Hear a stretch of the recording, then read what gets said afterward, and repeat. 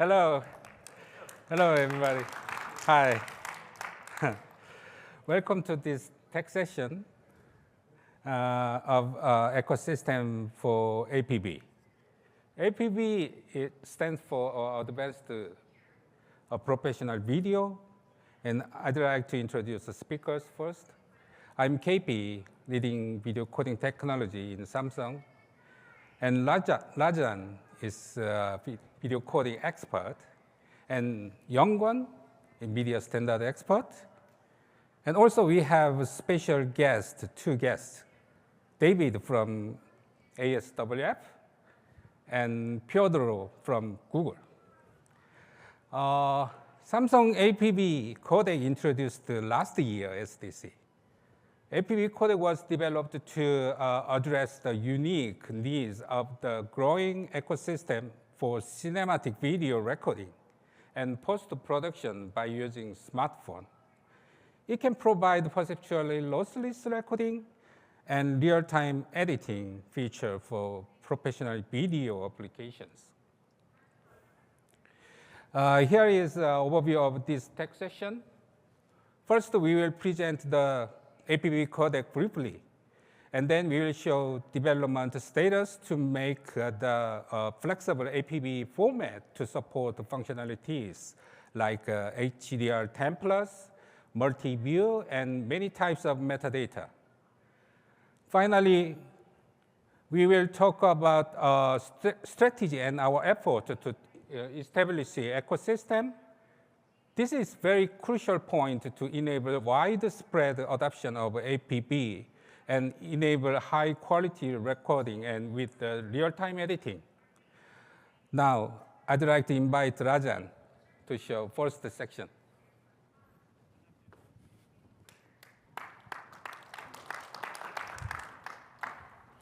Thanks, KP.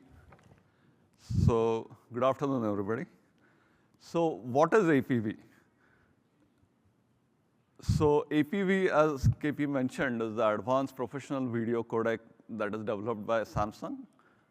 So, a professional video is typically a video captured by movie cameras.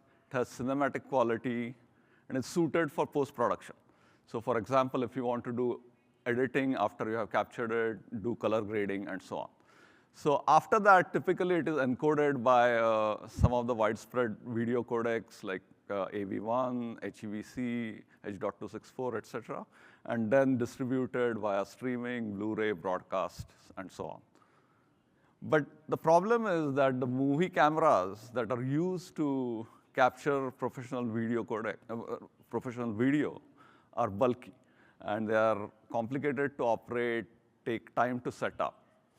So what APB does is that it enables the capture of professional quality video on smartphones while preserving all the features and preserving the ecosystem that is already in place for editing and so on. So APB is designed for perceptual video quality, low complexity, suitable for hardware implementation like on smartphones, and for high throughput. So APB, some of the features are that it's an intra-frame only codec. So for editing purposes, you can access any frame without having to decode other frames. So easy random access for each frame. And it also preserves quality through multiple compression cycles, because when you do editing, you may have to decode, then re-encode several times. So it is important to preserve the quality through such. So it's a typical block-based codec. So as you can see, you have some kind of partitioning in the spatial domain. Then we use discrete cosine transform and prediction, and then quantize. And finally, entropy coding is variable length coding. So it's very fast. So it gives us very high throughput. So those are some of the important aspects of APB. The other considerations that we use were that we use technologies which were more than 20 years old and which were published usually in journals, conferences, and so on. And we have added some flexible and extensible metadata support to enable some current and newer applications like multi-view and HDR10+. So here is sort of a comparison against a professional video codec that is commonly used currently. And what we did was there were 5 2K sequences and 5 4K sequences, and a 4:2 color format. And we basically got a bitrate savings of about 20% for approximately similar visual quality. So you can see from the graphs that basically the APV is performing better at different bit rates and different 2K as well as 4K. So now the history of APV development. So last year during 2023 Samsung's developer conference, we introduced APV publicly. And then in this April 2024, it was submitted to IETF. The APV specification was submitted to IETF. And we are in the process. So we have initiated the APV open source software project, about which David will talk further. So that is the timeline so far. So what are the recent developments? So compared to last year, we have kept the basic compression engine very stable. So there haven't been any changes in the basic compression tools and so on. So the main changes are in the area of metadata and file format to make APV more extensible and support functionalities as multi-view and HDR10+. So here is sort of a brief overview of the high-level syntax structure. So what we have is we have 2 layers of metadata kind of. So one is called the access unit. So access unit contains all the data for a specific time instance. And then access units can have multiple primary bitstream units or PBUs. And primary bitstream unit may, for example, so if you have multiple views, each view might have its own primary bitstream unit or PBU. Or if you have depth or alpha. So for all those, you can have different PBUs. But they're all part of an access unit, which corresponds to that particular time instance. So we have designed it in such a way that it is easily navigated and parsed. So for example, type and size of each PBU is included. And you can have an overall AU structure, which lets you know where different data is located and so on.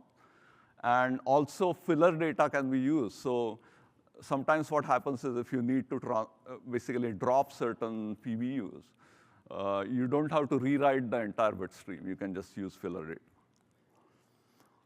And so I think the metadata design is such that we can support many current applications or as well as some emerging applications. We hopefully will be able to support some emerging applications as well. So in terms of profiles and levels, so you can think of it in 3 sort of dimensions. One is chroma format, one is number of components, and one is bit depth. So for example, we support currently 400, that is monochrome 10-bit, then 42210, 42212, 444, 1012, as well as 4444, 1012. So for example, CMYK or some such. And we also have support for HDR10+. So MPEG style metadata syntax is defined. And you can also support ITU T35 type of private metadata. So this basically allows APV to support HDR10+, and which is widely used for getting very high quality for dynamic range. So I think now Youngkwan is going to talk about the file format. Okay, thank you, Rajan. Let me talk about file format. So file format or container format is mainly used to store the bitstream and exchange for editing and so on. We have developed a file format extension for ISO-BMFF, or which is also known to be as a kind of an MP4, widely used format. So we have developed a unique identifier for APV in ISO-based file format. So if you store APV in ISO-based video file format, then the parser can automatically understand that this is APV bitstream, something other than else. And then we have developed file formats considering two different important points. One is kind of in how to make more efficient, and how to make it more kind of usable in editing period. So to make it more efficient, we can provide a way that if you have a kind of a series of video frames with the same settings, you can just kind of store that information once, so you don't have to repeat it, many times. And at the same time, we also kind of provide a way to carry, some kind of frame-specific information at every frame, so whenever you have a kind of editing, you don't have to go back to know what has been the previous setting and so on. So our file format has been just kind of published in our GitHub, so you can just kind of get it for free. Let me talk about a little bit of our strategy on how to develop ecosystem around APB. So we have defined the 3 different keywords for very important in a way to define this ecosystem. The first one is free, and second is public, and third one is open. I think all 3 keywords are very sounds nice. The first one, free, means that we have tried to develop this one for free to use, so you don't have to worry about paying royalties, or you don't have to get a permission from anybody to use it. So we are kind of considered kind of all the technologies more than 20 years old. So we intend to develop a kind of collection of the technology which doesn't have any strings attached, so that you can just kind of get it for free to use for anywhere. And the second one is that kind of freely accessible and or the public access. So you don't have to become a member of any organization, or you don't have to pay the any dollar to get the spec.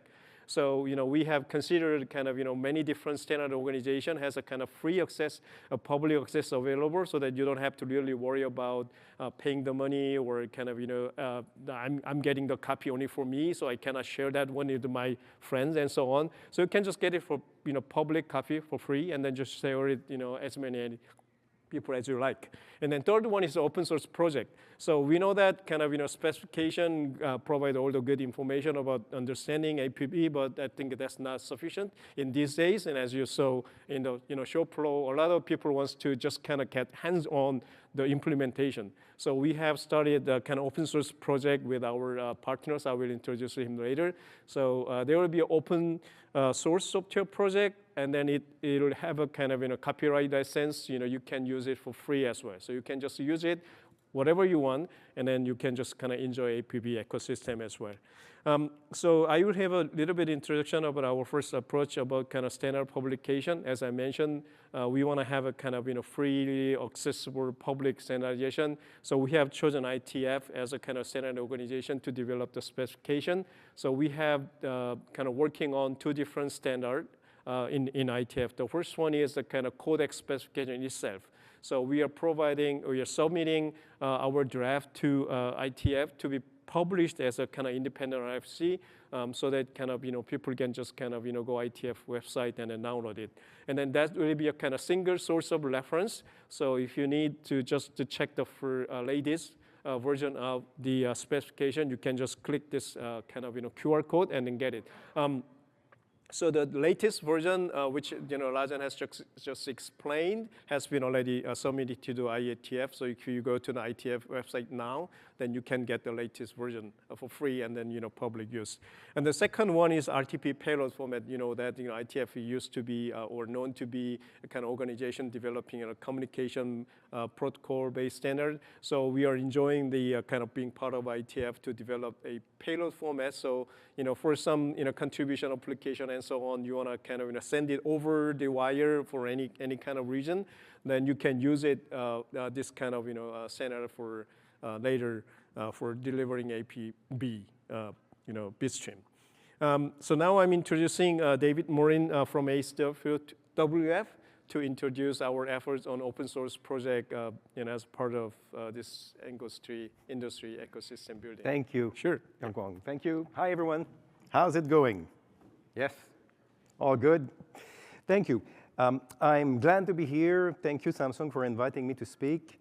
I think this is the official announcement that Samsung has joined the Academy Software Foundation. We'll have a written announcement coming up, and we're very happy that Samsung did. I was walking the floor here today, and it's clear how Samsung has committed to the many open source ecosystem in various parts of their product lines.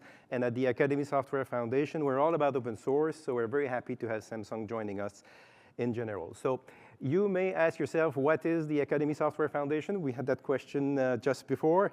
And so it was created 5-6 years ago now it's a joint development in partnership between the Linux Foundation, which is well known, and the Academy of Motion Picture Art and Science, the organization that oversees many aspects of the motion picture industry and who gives the Oscars, but also has, which is lesser known, a significant technology set of efforts. And from time to time, they do investigations on various topics. 6 years ago, there was an investigation on open source in motion pictures, and it was discovered that there was a lot of open source software that had been developed in different studios for different projects over time, and that it would be good to create an organization to help the engineers that were committing to open source software and to sharing with others, to help the engineers focus on what they want to do.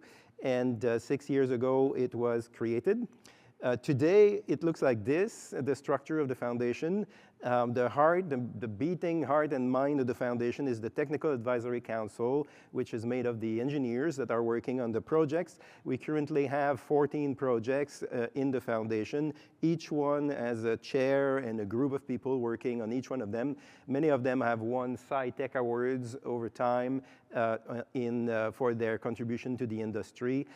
We have amongst our most mature project, for instance, is OpenEXR, which is an image, high dynamic range image format that is used to transport all the movie image information when they are in production.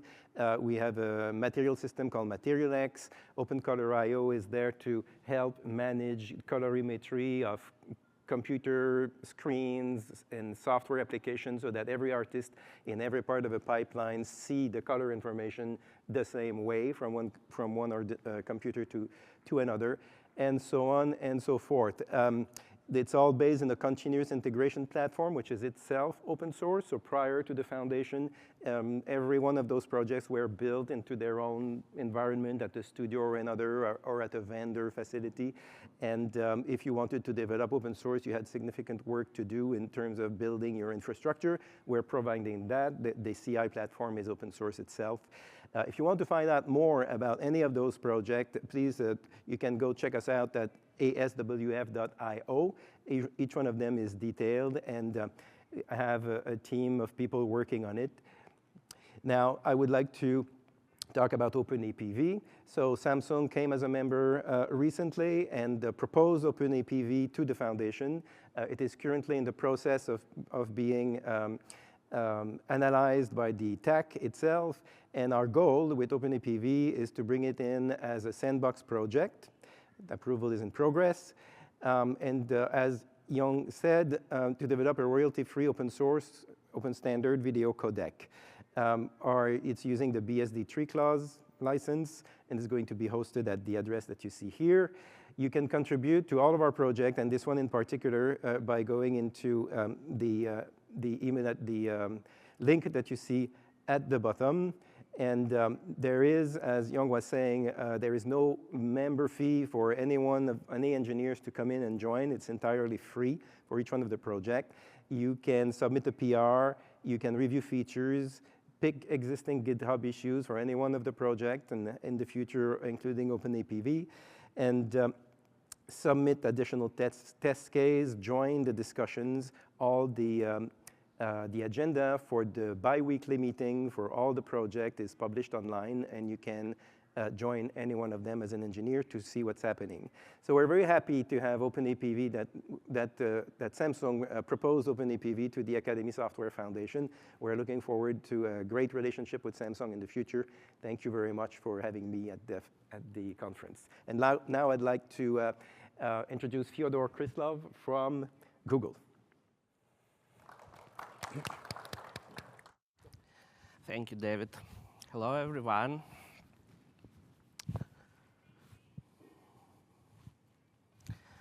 Hello, everyone.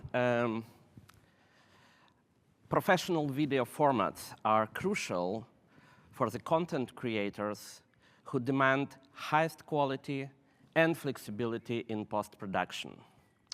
And at Google, we've considered many alternatives about how to close these gaps that Android had in its professional video codec offerings. And we are excited to work together with Samsung to bring software APV solution to Android. So this is what you can expect.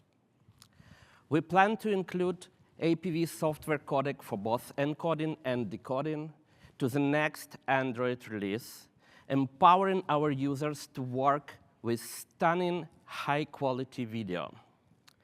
The codec's core functionality will be based on OpenAPV software project, and the codec itself will be available to applications through Media Codec API.